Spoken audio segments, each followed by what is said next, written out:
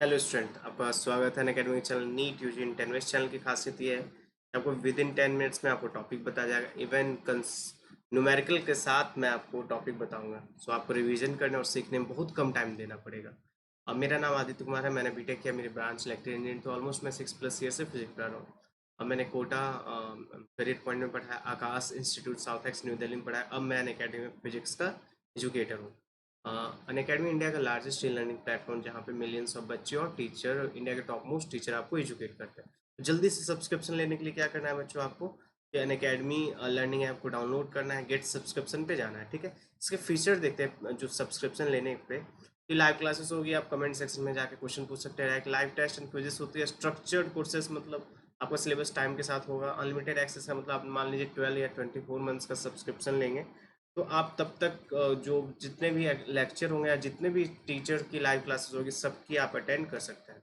अब यहाँ चार्जेस देखते हैं। 1 मंथ का चार्ज है बच्चों 5400, 3 मंथ का 4500, 6 का 3600 और 12 का 2250 और 24 का 1350। यहाँ देख रहे हैं 12 और 24 मंथ्स आपके लिए सबसे ज़्यादा बेनिफिशियल है, क्योंकि मंथली चार्जेस बहुत कम है। यहाँ 1 और 3 मंथ्स बहुत ज़्यादा है इसका। ठीक है, और जो 10% का डिस्काउंट मिलेगा आपको, मेरा आदित्य रेफरल कोड यूज कीजिए, आपको 10% का डिस्काउंट मिलेगा।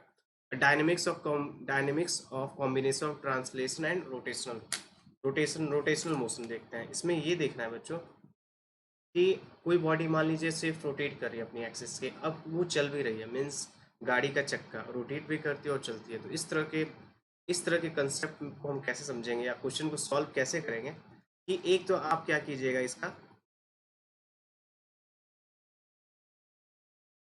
एक तो आप ट्रांसलेटरी का इक्वेशन लिखिएगा, total net external force equal to mass into acceleration हमेशा किसका लेना है, सेंटर ऑफ मास। और उसी तरह टॉर्क इक्वल टू कितना, आईसीएम अल्फा। तो दो इक्वेशन हम लेके चलेंगे हमेशा जितने अननोन। ठीक है, और क्वेश्चन को सॉल्व करते देखते हैं। Thin uniform rod of mass m and length l is placed on smooth horizontal surface. It is acted upon by a force F as shown in the figure. Find the linear and angular acceleration of the rod. आपको linear and angular acceleration बोल, तो हम क्या लिखेंगे, पहले translatory motion का equation लिखते हैं ना। ट्रांसलेटरी मोशन का इक्वेशन लिखते हैं।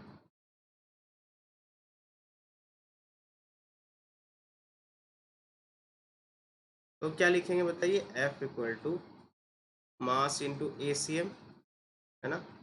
तो मास इंटू ए सी एम, तो यहाँ ए सी एम कितना आ जाएगा, ए सी एम आ जाएगा आपको F by M.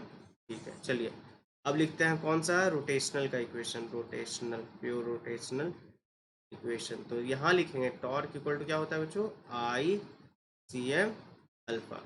ICM rod का क्या है, मिड पॉइंट के अलोंग, मिड पॉइंट के अलोंग याद कीजिए, नरसिया वाले वीडियो में देखिएगा जाके, M L square by 12 alpha. Torque equal to बताइए, इस पॉइंट के अलोंग टॉर्क इक्वल टू क्या होगा, आर क्रॉस एफ। L/4 क्या हो जाएगा, F equal to ml² by 12 alpha. ठीक है, यहाँ से देखिए एल से एल कैंसिल, आपको 4 से 3, तो यहाँ अल्फा आ गया आपका 3f/ml। ठीक है, ये आ गया आपका क्या, अल्फा, ये आ गया ए। दूसरा क्वेश्चन देखते हैं।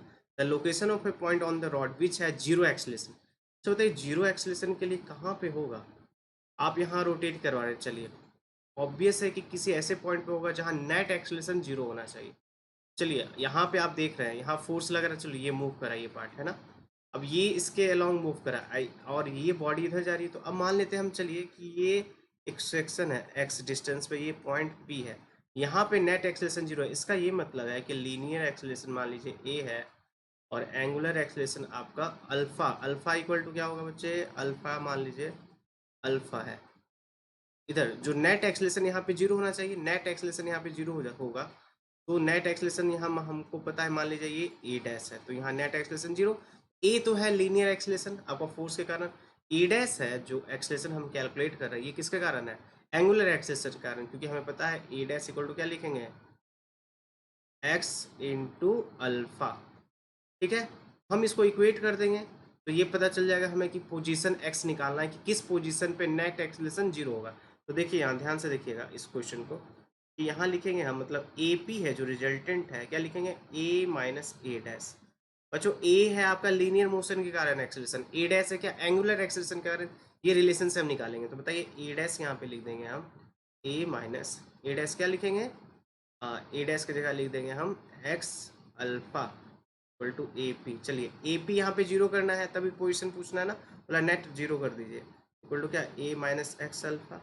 बताइए ए इक्वल टू क्या लिखेंगे, फोर्स बाय मास दे रखा है यहाँ पे देखिए equal to x alpha, sorry ये अल्फा है, अल्फा की जगह क्या लिखेंगे 3 एफ बाई एम एल। बताइए कट गया, क्या गया x इक्वल टू आ गया आपका l बाई थ्री। इस एक्सिस ऑफ रोटेशन से l बाई थ्री पे नेट एक्सेलरेशन क्या हुआ है, जीरो। ठीक है, चलिए देखते हैं नेक्स्ट क्वेश्चन। नेक्स्ट क्वेश्चन अब देखिए, इसको ध्यान से देखिए। तो angular acceleration of centre of mass of the disc, तो एंगुलर एक्सेलरेशन पूछ रहा है आपको centre of mass of the disc. तो बताइए टॉर्क इक्वल टू क्या लिखते हैं हम लोग, टॉर्क इक्वल टू हम लिखते हैं आई अल्फा, है ना। The acceleration of centre of मास, तो एफ इक्वल टू क्या है, मास इनटू एक्सेलरेशन। तो ये दो इक्वेशन हमें यूज करना है। तो पहला में क्या है, the acceleration of centre of mass, centre of मास है तो फोर्स इक्वल टू क्या होगा, मास इनटू एक्सेलरेशन, है ना। अब डायरेक्ट यहाँ क्या लिखिएगा, एक्सेलरेशन इक्वल टू आ गया आपका फोर्स बाई मास। ठीक है, फोर्स दे रखा है हमारा, डन, और मास दे रखा है ना, तो ये एक्सेलरेशन आ गया। दूसरा क्या पूछ रहा है, दूसरा पूछ रहा है आपका the angular acceleration of the disc, the angular acceleration पूछ रहा है बच्चों। तो टॉर्क इक्वल टू क्या है, आई अल्फा, है ना, टॉर्क इक्वल टू अल्फा। तो बताइए टॉर्क क्या है, एफ डॉट आर लिख देंगे, sorry into r cross F, sorry r cross F बच्चों। यहाँ देखिए यहाँ ये डिस्टेंस कितना है आर, आर को बढ़ाइए तो टॉर्क किधर है, आर क्रॉस एफ, तो टॉर्क किधर लग रहा है, मतलब torque equal to r dot r cross F. बताइए आर एफ हो गया, ये आई आई कैसे निकालेंगे, देखिए ना यहाँ गायरेशन दे रखा है। गायरेशन आपको दिक्कत है तो इसके प्रीवियस वीडियो को जाके देखिएगा, रेडियस ऑफ गायरेशन आपको क्लियर हो जाएगा। रेडियस ऑफ गायरेशन लिखते हैं बच्चों, मान लीजिए इसका इनर्शिया नहीं पता है तो हम क्या लिखते हैं, मास दे रखा है total disc of step disc of mass m, inner and outer radius r. ठीक है, यहाँ लिखेंगे हम क्या, टोटल एम के स्क्वायर लिखेंगे ना, तो ये हम लिख देंगे यहाँ पे आपको टोटल मास क्या एम के स्क्वायर इंटू अल्फा। तो यहाँ से बताइए क्या निकालना है, एंगुलर एक्सेलरेशन, एंगुलर एक्सेलरेशन निकालना है, अल्फा इक्वल टू क्या हो जाएगा, आर एफ बाई एम के स्क्वायर। ये आ गया आपका आंसर। ठीक है, दोनों का द एक्सेलरेशन ऑफ ये हो गया, acceleration of centre of mass of disc हो गया ये एसीएम एफ बाई एम, और ये alpha r r into F m के स्क्वायर।